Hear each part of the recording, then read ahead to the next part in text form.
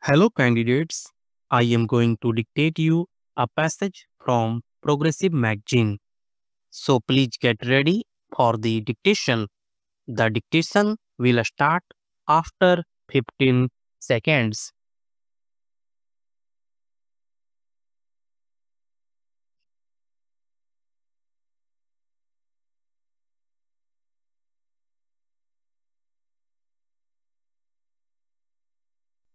Sir, we are deeply committed to changing the condition of living of millions of our people, the vast majority of whom live in great poverty. When we talk of the most urgent problems in the country, which are the removal of poverty and the lessening of disparities, our slogans have been made the matter of jokes and of ridicule. Any subject, any question, any debate has evoked the taunt as to what about Garibi Hatao. Surely, poverty is too agonizing a, a state to be joked about except by those who have no idea what it is and have no real sympathy with those who live in the state of poverty. If you want to look at the question seriously and sincerely, we know that the poverty of ages cannot be wiped out in a few weeks, a few months, or even a few years. Anybody who pretends that he can do so is obviously trying to mislead the public. We have never said that we can achieve this by a miracle. We have never said that it can be done by magic. We have always said that certain steps have to be taken deliberately, determined steps, and by those steps we will remove the poverty of this country. But this also requires a change in social outlook. There is talk of compensation. Even today, we have heard some of it.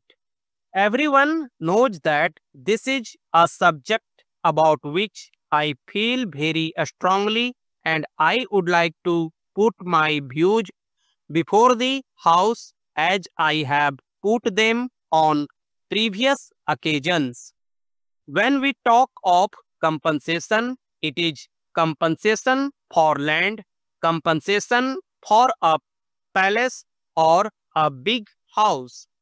I should like to ask honorable members, what about compensation for injustice?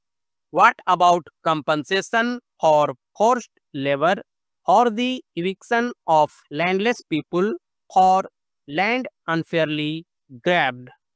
What happens when a mill is closed, its machinery run down, its reserves eaten away, even provident funds diverted to private purposes?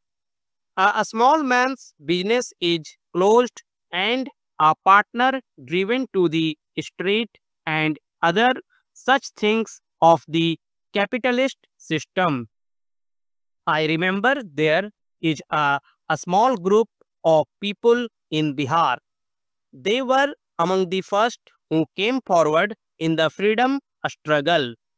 Their lands were taken away by the Britishers, and up till now, we have not given them that land. We believe that the necessary social, political, and economic processes which are involved in changing poverty must be carried out within a democratic framework.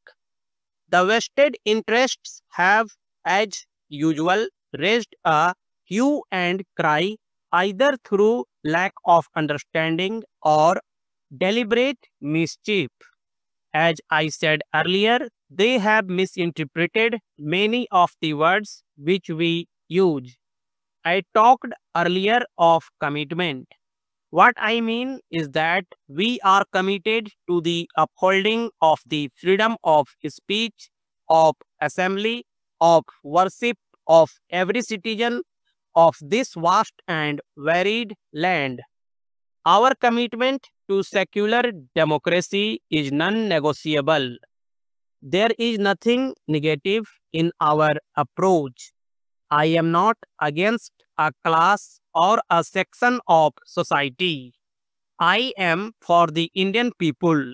I know that they cannot be strong while poverty is deep and widespread. I know that they cannot be united while there are disparities and while all sections, including the minorities, do not have a full sense of security and a full sense of participation in the development of the country. Democracy is not worth much if it does not involve all the people. I can assure this House and the country that our commitment to upholding in every possible way the fundamental rights of our citizens remains absolute. Even when we speak of imposing certain restrictions on property rights, our intention is not to abolish property. Only where property rights are in conflict with public purpose, the public purpose must hold sway. Our people understand this. In the last elections, every possible attempt was made to scare the people and to mislead them into believing that all property would straight away be taken away. Those who indulged in such a propaganda miscalculated and underestimated the wisdom of our people, a wisdom based not on formal education but on personal experience.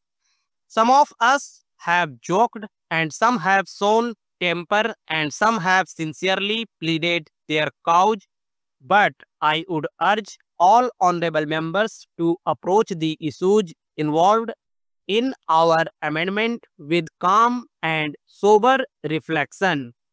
These amendments have significantly social and political import which we must try to understand in all seriousness. The measures which we have taken and are taking are milestones in the progress of millions of our people. They have come to be regarded by the people as marking a new stage in their struggle to build a social, more human and just society. As their elected representatives, it is our duty to reflect their urges, and I am sure this will bring us more near to the people. It is in that spirit that I commend to you the acceptance of this bill.